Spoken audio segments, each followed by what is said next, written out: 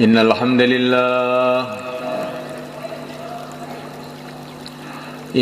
لله نستعينه ونستغفره ونؤمن به ونتوكل عليه إن الحمد لله نستعينه ونستغفره ونؤمن به ونتوكل عليه ونعوذ به من شرور أنفسنا ومن سيئات أعمالنا من يهديه الله فلا مضل له ومن يضلل فلا هادي له أشهد أن لا إله إلا الله وحده لا شريك له وأشهد أن سيدنا ومولانا وحبيبنا محمدا عبده ورسوله اللهم صل وسلم وبارك عليه وعلى آله وأصحابه والتابعين لهم إلى يوم القيامة أما بعد فقد قال في كتابه الكريم إن الذين قالوا ربنا الله ثم استقاموا تتنزل عليهم الملائكة ألا تخافوا ولا تحزنوا وأبشروا بالجنة التي كنتم توعدون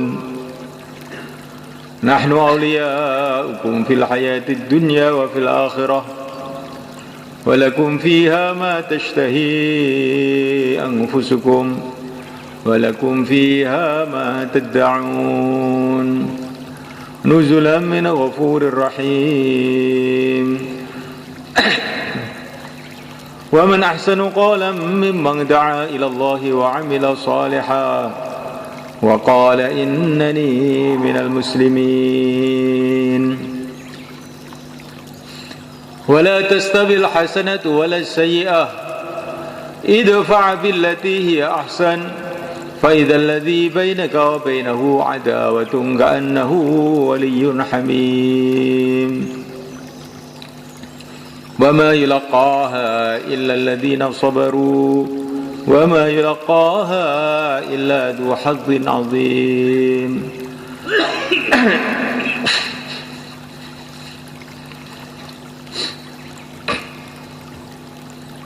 Hadirin yang dimuliakan Allah SWT,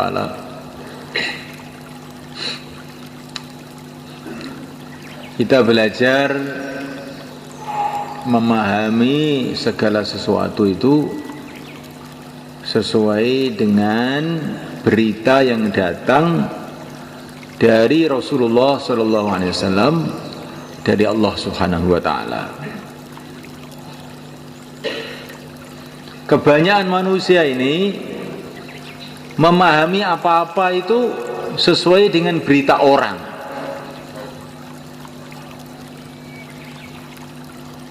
Kalau anak-anak pelajar itu kamu tanya, kenapa kamu sholat? Katanya, nah gitu. Katanya orang-orang kalau dapat ijazah itu nanti jadi kaya. Katanya orang.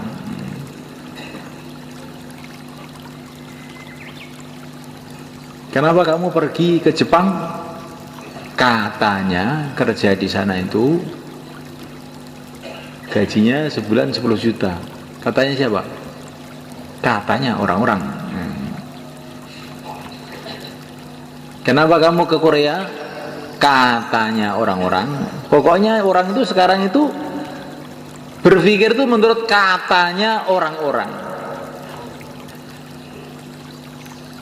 Sedangkan katanya orang-orang itu katanya ada yang benar, ada yang tidak benar.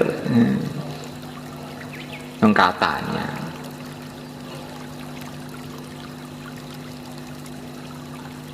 Orang kerja di Jepang gajinya 10 juta, kelihatannya rizkinya tambah, belum tentu.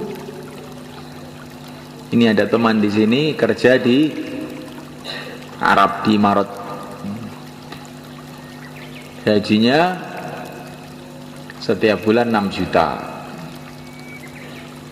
Mulai dia dapat gaji, mulai mertuanya di rumah sakit, sembuh ganti istrinya, sembuh lagi ganti anaknya, Akhirnya pulang 2 tahun dari Imarat, tidak bawa uang sama sekali, uangnya habis untuk ngobatin keluarganya. Sekarang dia kerja di Temboro, gajinya 600.000, tapi keluarganya sehat semua, 600.000 akhirnya utuh.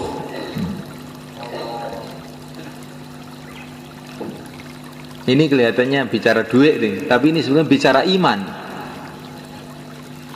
Jangan orang itu yakin kepada benda-benda. Benda itu bisa jadi gini, bisa jadi gitu. Bisa jadi menguntungkan, bisa merugikan. Uang bukan mesti menguntungkan.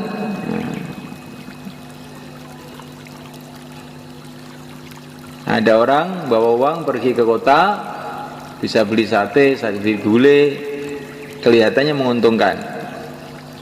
Ada sampai di kota, ketahuan pencopet, dicopet, akhirnya dia sedih, nangis. Sebabnya apa? Sebabnya dia punya uang. Kalau dia tidak punya uang, tidak dicopet. Ada orang yang punya anak kemudian bahagia. Ada orang yang punya anak kemudian menderita, nangis sebab anaknya. Begitulah benda-benda di dunia ini. Tidak ada yang pasti baik, itu nggak ada. Yang mesti jelek juga tidak ada. Kadang-kadang perkara itu kelihatannya jelek tapi ternyata baik. Bukan mesti jelek, enggak.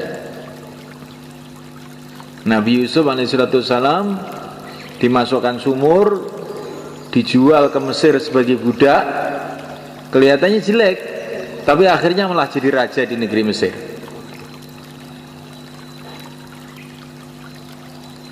Nah, mulai kan Allah SWT, di dunia ini tidak ada perkara itu mesti baik, tidak ada perkara mesti jelek, kecuali satu saja, taat kepada Allah itulah mesti baik.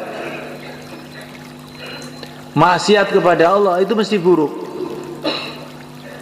Kalau orang taat kepada Allah, maka akan dicintai oleh Allah, akhirnya akan diberkati hidupnya oleh Allah. Kalau orang maksiat kepada Allah, cepat atau lambat nanti dia masih celaka. Kalaupun kelihatannya dia enak, itu seperti enaknya orang yang naik mobil tapi mau masuk jurang. Seperti enaknya orang naik pesawat tapi mau jatuh. Yakini kalau maksiat kepada Allah, satu saat mesti menyesal. Tapi memang dunia ini dijadikan oleh Allah itu ujian. Kalau orang maksiat bukan langsung dapat malapetaka. Begitu juga kalau orang taat, bukan langsung, biasanya kadang-kadang langsung juga.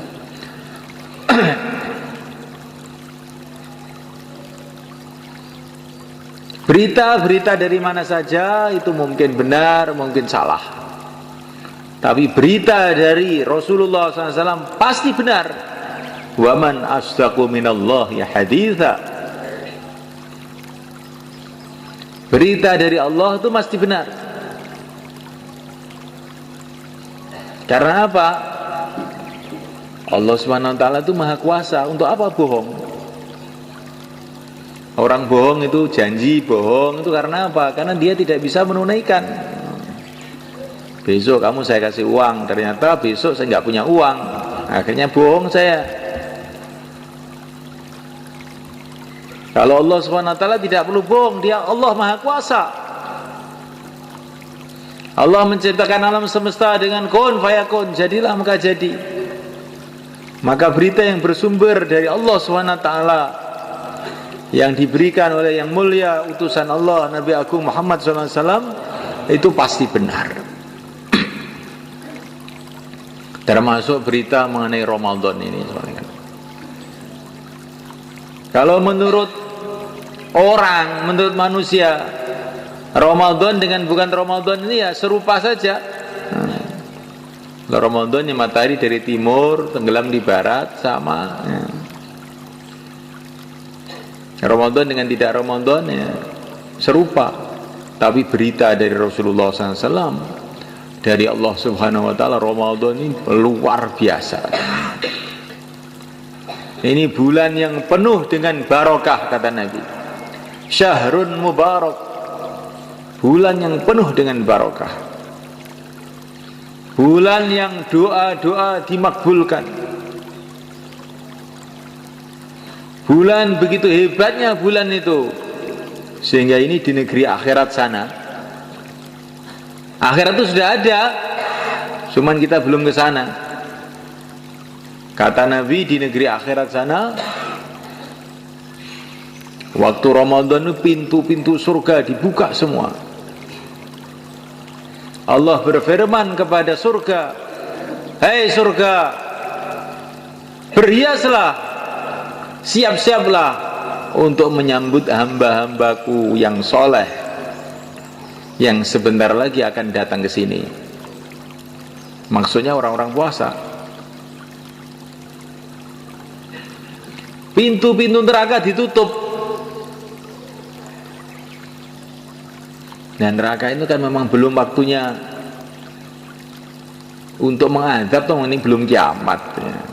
Tapi ini ditutup, biasanya dibuka, ini ditutup untuk Ramadan ini.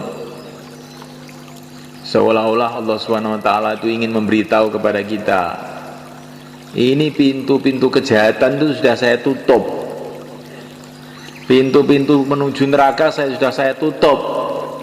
Jangan kamu usil di dunia, buka-buka pintu neraka. Pintu-pintu surga sudah saya buka, jalan-jalan menuju surga sudah saya mudahkan. Jangan sampai kamu tidak usaha untuk berjalan menuju surga. Insyaallah, mulai kan? Masya Allah.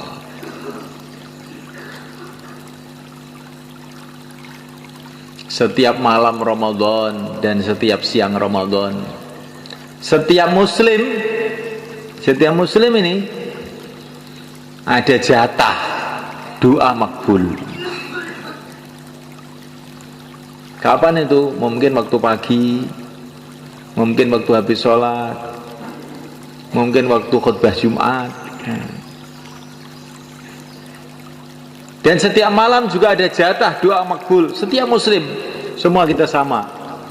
Orang Islam semua punya jatah doa makbul, tiap siang sekali, tiap malam sekali. Kapan waktunya? Dirahasiakan oleh Allah seluruh Ramadan. Maka hati-hati dalam bulan Ramadan ini. Jangan sampai nanti doa-doa kita ini waktunya dimakbulkan pas kita tidur.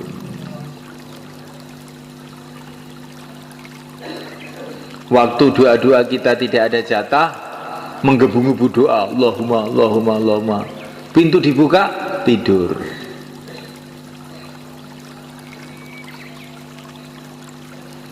Nah itu doa itu dirahasiakan oleh Allah, supaya kita ini senantiasa mencari-cari itu. Tetapi umpama kita ini berdoa di waktu-waktu bukan jatahnya, tetap dapat pahala juga, tetap dapat manfaat juga. Tapi kalau doa kita ini kita panjatkan kepada Allah pas jatahnya, pas waktunya itu, doa itu akan kes makbul. Maka ada orang datang kepada Sayyidina Umar radhiyallahu ta'ala anhu, saya ini ada masalah begini, gimana? Kamu doa mulai maghrib sampai pagi, jangan ngantuk sedikit pun, nanti selesai masalah kamu. Bagaimana kalau malam Jumat, malam Ramadan lagi, nanti kita doa menteleng sampai subuh, bagaimana? Bisa nggak? Jangan kalah dengan sopir bis untuk mencari uang beberapa rupiah, menteleng mulai Surabaya sampai Jakarta. Jangan kalah dengan satpam untuk jaga maling, siap menteleng, berdiri semalam suntuk.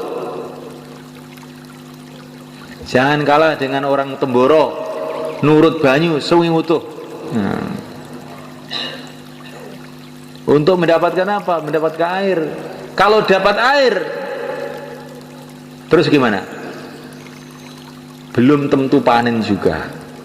Kalau sudah panen, belum tentu manfaat juga. Gitu loh. Kalau dapat air, belum tentu panen. Kadang-kadang dapat air ya nggak panen. Itu orang petani semua tahu. Kadang-kadang dapat air nggak panen juga. Setelah panen itu belum tentu kemput untuk bayar utangnya, diesel, utangnya ini, rabuk dan sebagainya. Kalaupun kemput, belum tentu uang itu bermanfaat untuk kita. Kadang-kadang uang itu malah jadi masalah di keluarga kita. Anaknya minta sepeda motor, istrinya minta mobil. Bingung sendiri. Umpama nggak punya duit, sebetulnya diam aja semua. Gara-gara kelihatan ada duit, akhirnya geger semua. Akhirnya ditegasi, nggak boleh. Ini uang disimpan, nggak boleh. Akhirnya istrinya lari ke Korea. Ayo, oke. Ini gara-gara nurut banyu tadi kayak gitu. Coba semalekan. Kenapa ke Korea? Pikirannya kalau dapat duit beruntung. Ke Korea dapat duit, ternyata tidak beruntung. Di rumah sudah berantakan semua. Anaknya ke terminal, suaminya nggak tahu kemana. Gitu. Akhirnya orang tadi bingung di rumahnya, tambah menderita, hidup dalam kebingungan. Itulah dunia sebenarnya. Jadi dunia ini nggak ada yang mesti baik, itu nggak ada. Dunia itu bisa juga jadi baik, bisa juga jadi buruk. Terserah Allah. Yang mesti baik itu agama ini. Kalau orang mengamalkan agama dengan sungguh-sungguh, menjalankan perintah Allah dengan sungguh-sungguh, menjauhi larangan Allah dengan sungguh-sungguh, nanti yang buruk-buruk tahu-tahu jadi baik, yang baik tambah baik. Ini pengalaman para nabi, para sahabat, para wali-wali Allah itu. Mereka itu nggak mikir kaya miskin, nggak dipikir itu. Yang penting taat sama Allah. Setelah taat sama Allah, ternyata miskin tapi baik. Ketika mereka taat pada Allah, kaya tapi baik. Nah, ada yang jadi raja, yang dipikir bukan bagaimana saya mempertahankan kerajaan saya. Yang penting saya taat sama Allah. Ini jadi raja yang baik. Namuliakan Allah SWT. Ini yang kita pikirkan siang dan malam. Bagaimana kita menjadi orang taat. Kalau kita jadi taat, jadi baik. Keadaan apapun baik. Miskin tapi taat kepada Allah. Yakinnya mantap kepada Allah. Hidupnya tenang. Alah, miskin sebentar aja. Nanti ke surga duluan 500 tahun sebelum orang kaya. Ayo, siapa yang mau daftar miskin kepada saya? Itu. Miskin tapi menteles. Nah, bukan miskin ingah-ingih. Ya apa miskin saya? Alhamdulillah. Jadikan miskin ya, syukuran.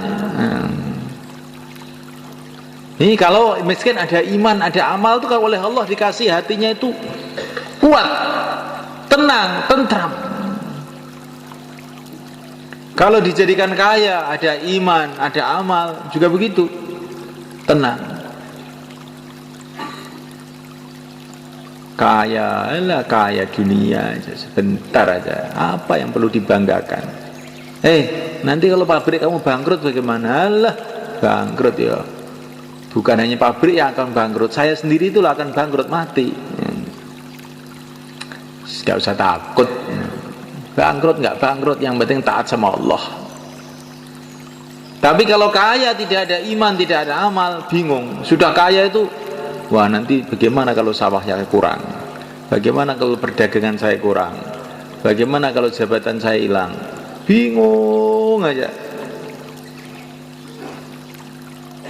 Jadi kenikmatan surga yang ada di dunia itu sebetulnya iman. Orang mengira kenikmatan itu dalam harta, kenikmatan dalam jabatan, kenikmatan dalam mobil. Bukan. Kenikmatan kalau iman itu tertanam betul dalam hati, itulah kenikmatan hidup. Tidak ada kenikmatan selain itu. Maka Sayyidina Ibrahim bin Adham radhiyallahu ta'ala anhu, ini anak raja di Balkha sana di Persia. Beliau jalan kaki menuju Makkah. Ketika mau jalan kaki, setan itu datang membisikkan ke hati dia. Persia Mekah ini jauh loh, kamu jalan kaki ya. Berapa tahun nanti? Maka dia tersentak, astagfirullah, setan. Orang mau kebaikan dihalang-halangi. Demi Allah, saya akan terus berjalan ke Mekah. Dan saya bersumpah setiap 1 kilo akan sholat 1000 rakaat. Terus berjalan setiap 1 kilo sholat 1000 rakaat. Sampai di Mekah itu 12 tahun. Jalan di Mekah dari Persia ke Mekah itu 12 tahun. Akhirnya jadi wali. Itu ciri khas wali itu kalau ditakut-takuti setan malah dadi. Oh, kamu ke Mekah nggak takut nanti? Nah, tidak takut. Setiap 1 kilo 1000 rakaat. Kalau mau jadi wali begitu. Kalau ditakut-takuti setan, tambah dadi. Sayyidina Umar radhiyallahu ta'ala anhu, ketika beliau jadi Amirul Mukminin, maka beliau ini sedang memperbaiki Masjidil Haram. Maka ini Abu Sufyan yang dulu rajanya Mekah lah, ringkesnya itu, disuruh sama Sayyidina Umar, Abu Sufyan, ambil batu sana, ayo, roan. Nah, maka Abu Sufyan itu pun ngangkat batu. Tokoh-tokoh Mekah semua ngangkat batu, roan semua. Maka setan datang ke hati beliau ini. Hebat betul kamu, Abu Sufyan. Nah, kamu jadikan kayak anak kecil aja suruh ngangkat batu. Siapa lebih hebat dari kamu, Umar? Nah, langsung Sayyidina Umar, astagfirullah, setan nih. Langsung beliau itu sujud di lumpur. Sujud di situ. Ya biar kapok ini setannya. Oleh setan suruh sombong, sujud bertawadhu. Jadi begitu orang-orang soleh-soleh dulu itu. Kalau dibisiki setan keburukan, dia berbuat sebaliknya. Maka dikatakan para ulama, setan itu tidak berani datang kepada Sayyidina Umar. Karena setiap dia membisikkan keburukan, Sayyidina Umar itu berbuat sebaliknya. Kalau setan datang, kamu tidur, langsung malah bangun nggak tidur. Kamu sombong-sombong malah tawadhu, jungkel, sujud di lumpur. Kalau setan datang, kamu jangan sedekah, kamu masih banyak keperluan. Nanti Sayyidina Umar dikeluarkan semua uangnya, sedekah. Jangan puasa, ini panas ini, malah puasa. Nah, itu wataknya Sayyidina Umar. Apa saja bisikan setan, beliau berbuat sebaliknya. Akhirnya setan nggak berani. Nanti kalau saya bisiki lagi malah tambah dadi nanti ini. Ya, kita belajar begitu. Insya Allah mulai kan. Sekarang ini setan besar memang sudah dibergol. Setan kecil masih ada. Katanya Maulana Zakaria, setan kecil masih ada. Kalaupun tidak ada, itu bekas-bekas ajaran setan yang selama setahun itu masih nancep di hati kita. Ajarannya bagaimana? Nanti kalau diajak keluar, itu terus diundur bulan depan, tahun depan, begitu. Bagaimana kalau kita tentang aja? Insya Allah. Jadi begitu semua lagi kan. Allah sudah berfirman kepada kita bahwa syaitan itu musuh kamu. Inna syaitana kana lakum aduwwan mubina. Syaitan itu musuh kamu. Lah kok malah kita turuti terus? Allah sudah berfirman bahwa Rasulullah itu manusia yang paling sayang kepada kamu, tapi nggak mau kita ikut. Ya ini kan kita celaka jadinya begini ini sebenarnya kan. Muliakan Allah Subhanahu wa taala. Berita Ramadan ini, Masya Allah, berita-berita dari Nabi itu ajib-ajib semua, malaikat. Orang yang sujud, sekali sujud saja dalam Ramadan ini, bila diterima oleh Allah sujudnya itu, Allah akan bangunkan untuk dia satu rumah di surga, yang rumahnya itu pintunya 60.000 pintu, yang setiap pintu itu ada istananya, dan dalam istana itu nggak tahu apa yang ada selain Allah SWT. Sekali sujud, alangkah maha pemurahnya Allah SWT, alangkah maha luasnya Allah SWT, alangkah maha dermawannya Allah SWT. Dan bagi Allah SWT tidak sulit yang demikian itu. Katanya orang-orang ahli teknologi, ahli sains sekarang, di angkasa ini ada bertriliun-triliun, gak ada yang bisa ngitung, yaitu planet-planet yang gedenya itu kayak bumi ini, bahkan banyak yang lebih besar, berlipat-lipat, bergentayangan di udara ini, bermiliun-miliun, triliun-triliun, gak ada yang bisa ngitung, bahkan tidak ada yang bisa memperkirakan. Dan sekian banyak itu semuanya kan kosong, belum, gak ada orangnya. Yang ada orangnya cuma bumi ini dok, kosong, belum, gak ada orangnya. Ada orang yang tanya, lah iya, kalau Allah Subhanahu wa taala itu bikin alam semesta jagat raya yang begitu luas, begitu banyak, ada benda-benda kayak bumi bertriliun-triliun, gak ada yang bisa ngitung, kosong, gak ada orangnya, kok apa gak mubadir itu ya. Gak ada mubadir bagi Allah Subhanahu wa taala, karena ini ada maksud. Maksudnya supaya kamu itu tahu bahwa Allah itu maha kuasa. Kalau Allah berjanji kamu akan dikasih surga sekian banyak, sekian banyak, sekian banyak, sebab puasa kamu, sebab sujud kamu, sebab baca Quran kamu, mudah bagi Allah. Kamu lihat itu alam semesta ini kosong, belum, gak ada orangnya. Mengherankan betul. Kalau kamu lihat surga, lebih mengherankan lagi, lebih luas lagi, kosong, belum, gak ada orangnya, menunggu kamu. Nah, tapi kamu tidak mau usaha ke sana. Jadi semuanya Allah Subhanahu wa taala, ini bulan Ramadan yang mulia ini, kita ini habis-habisan cancut tali wondo untuk kita ini membangun akhirat kita, insyaallah malaikat. Dan tidak ada cara untuk membangun akhirat kita selain kita hidupkan kembali perjuangan, cita-cita, usaha yang telah dibuat oleh yang mulia Nabi Agung Muhammad SAW. Dimulainya dari kita menguatkan amal masjid kita. Amal masjid kita dalam Ramadan ini kita kuatkan. Mana masjid kita itu? Semua masjid itu masjid kita. Semua masjid-masjid Allah, kita hamba-hamba Allah, itulah yang berkewajiban untuk memakmurkan masjid. Di perkara itu kalau masjid itu jangan, ini masjid saya, ini masjid kamu, bukan. Ini masjid Allah, kita hamba Allah, kita lah yang berkewajiban menghidupkan amal-amal di situ. Jangan merasa ini tugasnya takmir ini. Yang mulia Nabi Agung Muhammad SAW, beliau masuk masjid, beliau melihat di situ ada dahak, ada liak di masjid. Langsung wajah beliau merah. Rasulullah Sayyidul Anbiya, langsung beliau cari pelapa kurma, dibersihin itu dahak itu. Setelah itu dikasih minyak wangi.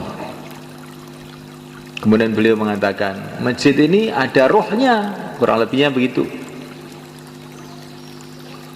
Kalau ada kotoran di masjid itu seperti orang kena kotoran, maka masjid itu merasa jijik.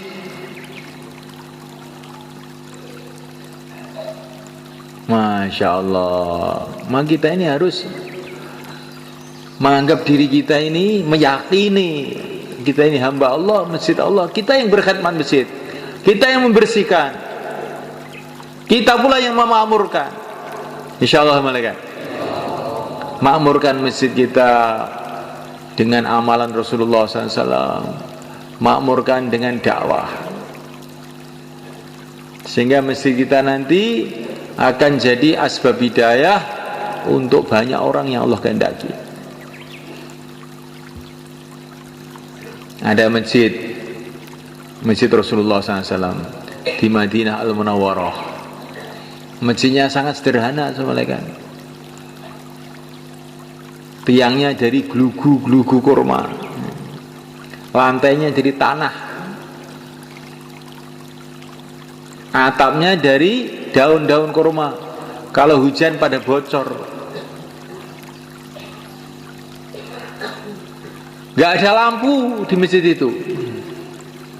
Tetapi masjid ini telah jadi asbab negara-negara masuk Islam, raja-raja masuk Islam, bangsa-bangsa masuk Islam. Hati-hati yang gelap telah menjadi terang benderang gara-gara masjid Madinah ini. Semoga begitulah masjid kita. Bismillahirrahmanirrahim. Karena nilai masjid itu bukan menurut bangunannya, nilai masjid itu menurut orangnya. Itu Ka'bah, jadi masjid yang sangat istimewa.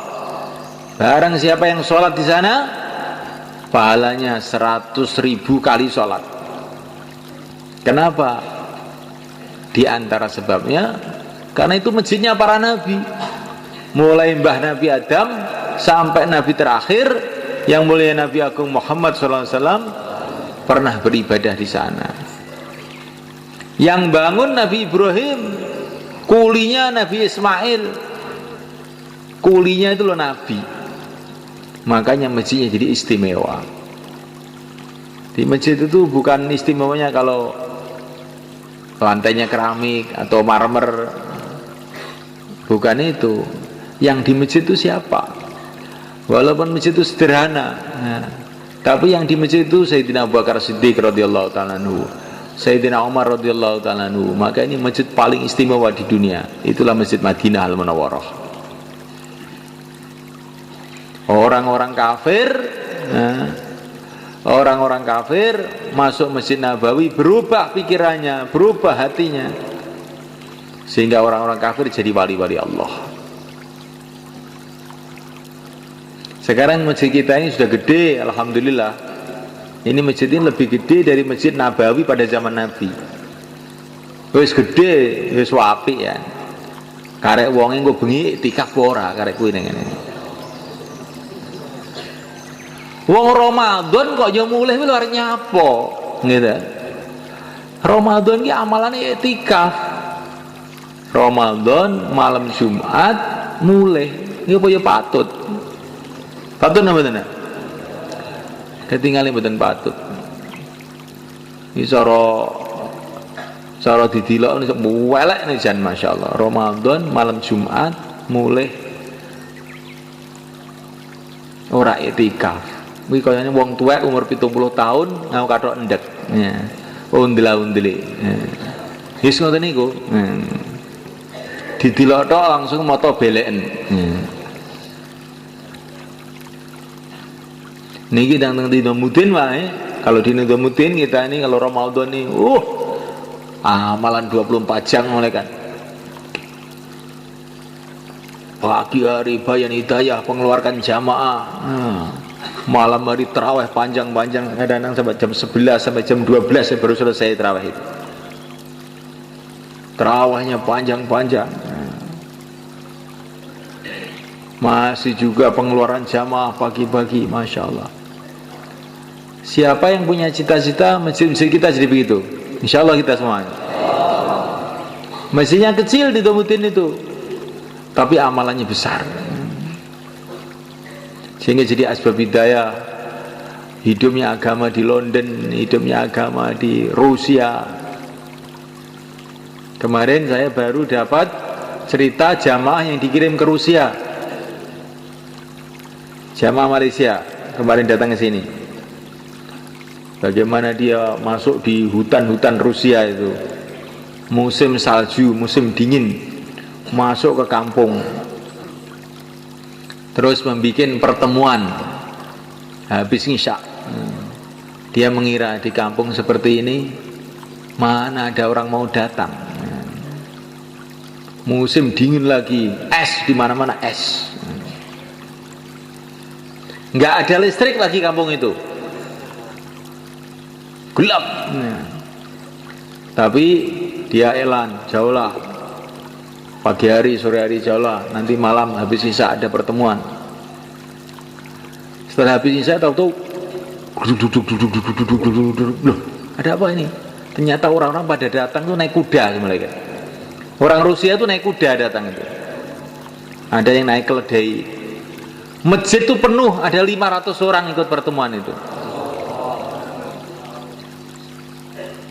Ini bukan istimewa, pertemuan jamaah gerak begitu itu.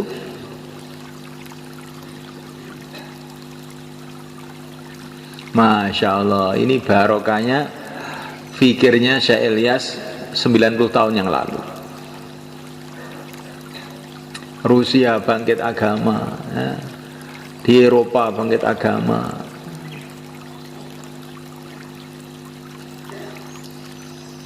di Amerika bangkit agama, di Temboro bangkit agama, di Sumberjo bangkit agama.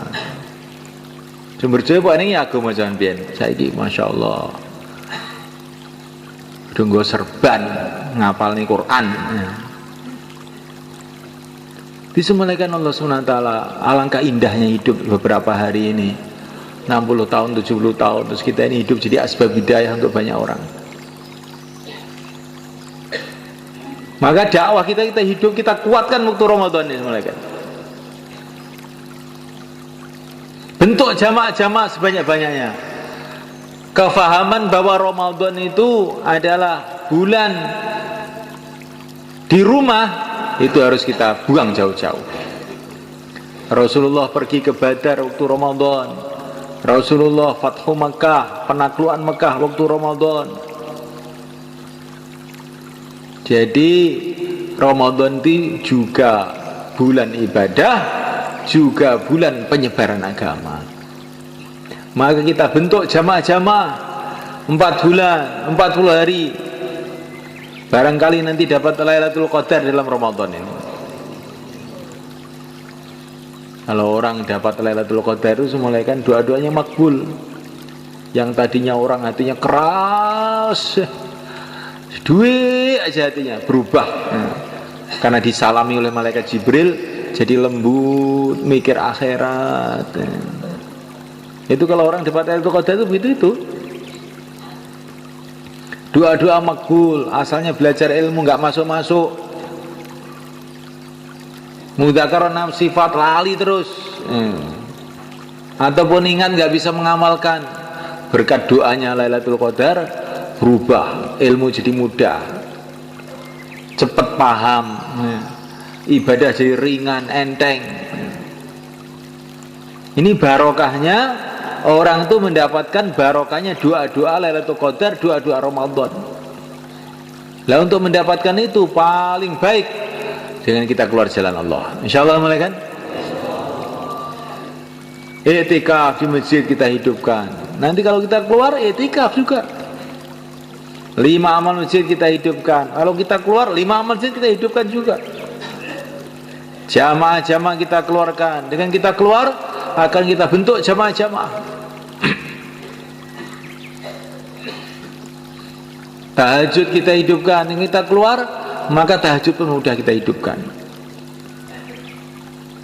Maka Ramadan ini bulan dakwah di samping bulan ibadah. Insyaallah malaikat. Banyak orang yang dapat hidayah, banyak orang jadi wali-wali Allah dalam bulan Ramadan ini. Orang itu tahu-tahu berubah karena kesungguhannya dalam bulan Ramadan, tahu-tahu berubah. Jadi orang yang dekat kepada Allah, jadi orang-orang ahli ibadah, jadi orang-orang ahli dakwah, jadi orang-orang ahli ilmu. Maka jangan sampai kita sia-siakan detik-detik Ramadan ini. Ini sudah tidak terasa, sudah hampir separuh nih Ramadan kita dapat. Nanti tanpa terasa tiba-tiba, loh kok sudah hampir habis. Itulah umur manusia semalekan. Rasanya masih muda, tahu-tahu loh wis 30. Tahu-tahu sudah 40. Tahu-tahu sudah 50. Tahu-tahu sudah dekat kuburan. Nah, tapi masih mikir yang lain-lain juga. Alam ya'ni lilladzina amanu an tahsya qulubuhum li dzikrillah. Orang-orang beriman itu apa belum waktunya toh untuk hatinya tenang menikmati zikir kepada Allah itu? Apa belum waktunya? 40 tahun di dunia, 50 tahun di dunia belum pernah merasakan nikmatnya zikrullah. Belum pernah berhubungan yang sungguh-sungguh dengan Allah. Belum pernah nangis pada waktu malam ya. Belum pernah usaha akhirat sungguh-sungguh. Apa kita nggak rugi semua kan? Apakah belum waktunya kita bertaubat? Sudah waktunya, mau kita undur kemana lagi? Apa belum waktunya kita ini mikirkan akhirat dengan sungguh-sungguh? Sedangkan akhirat itu tambah hari tambah dekat, tambah hari tambah dekat. Apa belum waktunya kita ini berlezat-lezatan dengan zikrullah, dengan sholat, dengan tarawih? Terus kapan kita ini? Kapan kita ini akan merasakan seperti yang dirasakan para sahabat dulu? Tarawih semalam-malam suntuk, zikir semalam-malam suntuk. Kapan itu akan kita rasakan? Kalau hidup sekali ini kita tidak bisa merasakan itu, betul-betul hidup kita ini hidup yang rugi. Nah, waktunya Ramadan ini, insyaallah malaikat. Waktu Ramadan ini waktu yang sangat baik itu. Bulan barokah. Barokah itu apa toh? Barokah itu kebaikan-kebaikan datang tanpa kita sangka-sangka. Itu namanya barokah. Maka Ramadan ini Nabi katakan ini bulan barokah. Akan datang kebaikan-kebaikan yang tidak disangka-sangka. Kalau kita jaga adab kehormatan Ramadan ini, akan datang kebaikan-kebaikan yang tidak disangka-sangka. Urusan perjuangan kita, urusan dakwah kita. Akan datang kebaikan-kebaikan yang tidak disangka-sangka. Urusan keluarga kita. Akan datang kebaikan yang tidak disangka-sangka. Urusan ekonomi kita. Akan datang urusan yang tidak, kebaikan-kebaikan yang tidak disangka-sangka dalam macam-macam urusan. Karena ini bulan barokah, syahrun mubarak. Pakai syarat kita jaga kehormatan bulan ini. Puasanya, tarawihnya, tahajudnya, sedekahnya, dakwahnya, taklimnya. Maka Allah Subhanahu wa taala tidak akan menyia-nyiakan kita. Insyaallah malaikat. Semua orang punya masalah.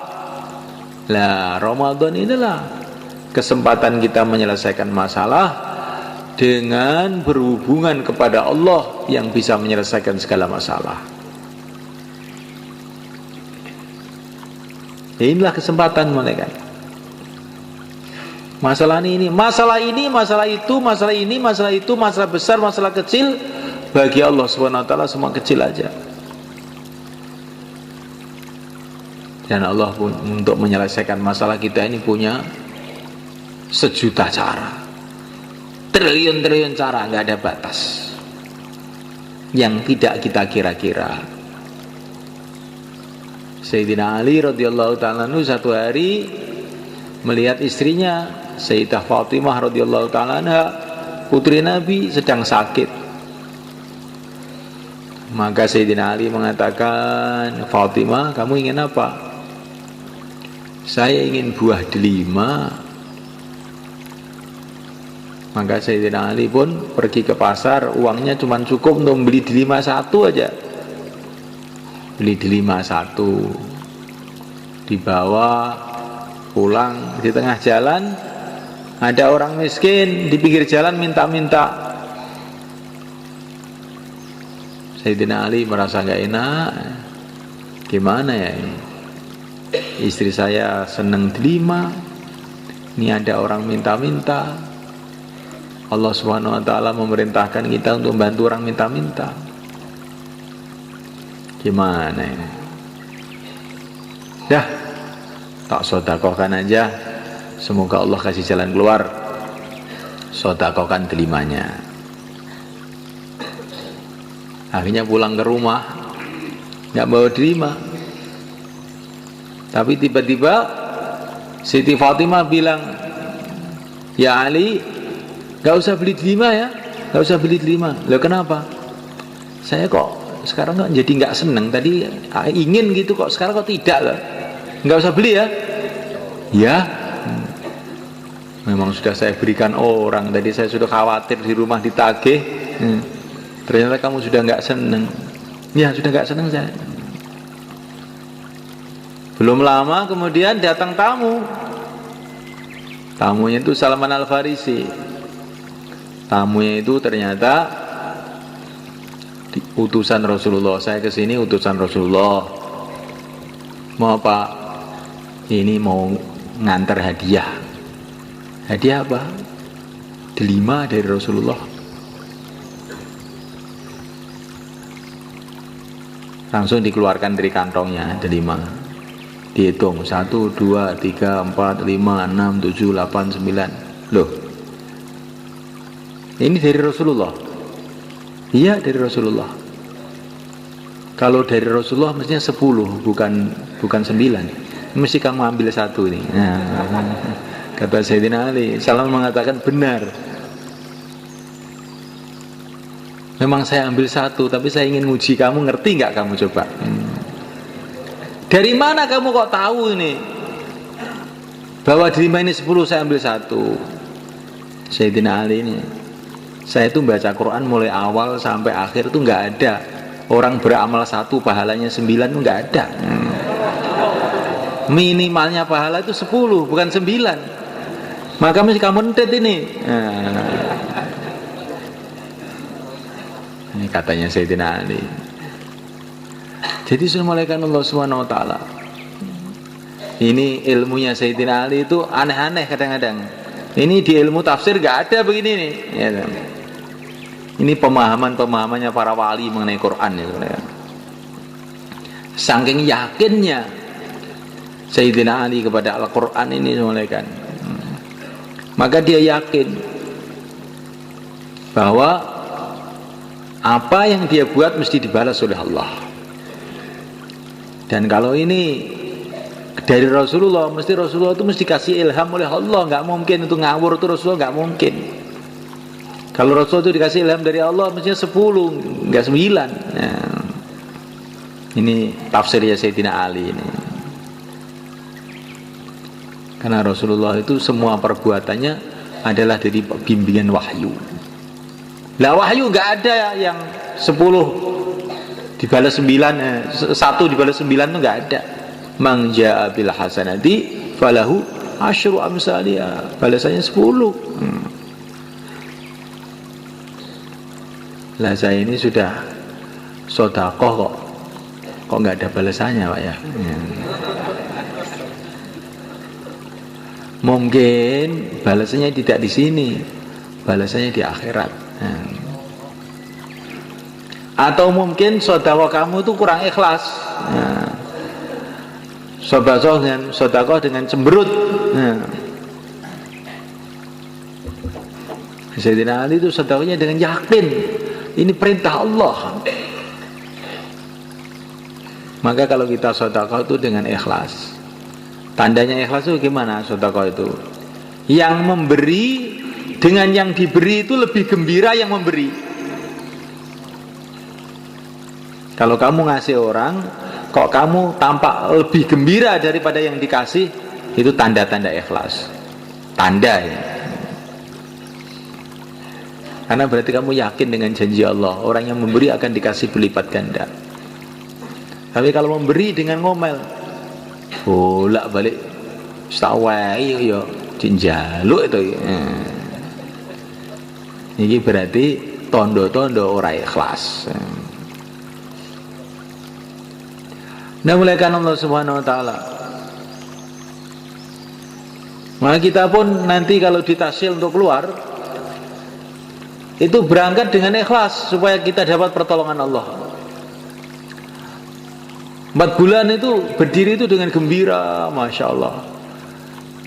Kalau saya membela agama Allah, Allah akan bela saya. Beruntung saya. Maka berangkat itu dengan gembira, bukan dengan cemberut. Insya Allah malah kan. Maka yang mau keluar 4 bulan, 40 hari, tambah masa, sisa masa, silakan berdiri ke selatan. Monggo, dengan gembira berangkat. Nah, bismillah, monggo. 4 bulan, 40 hari Ramadan.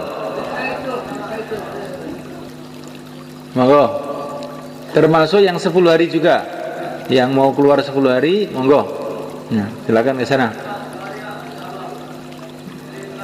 Monggo sing badhe sedasa dinten niki 10 hari Ramadan. Monggo. Sing biasane 3 dina, niki nek Ramadan iki 10 dina. Monggo.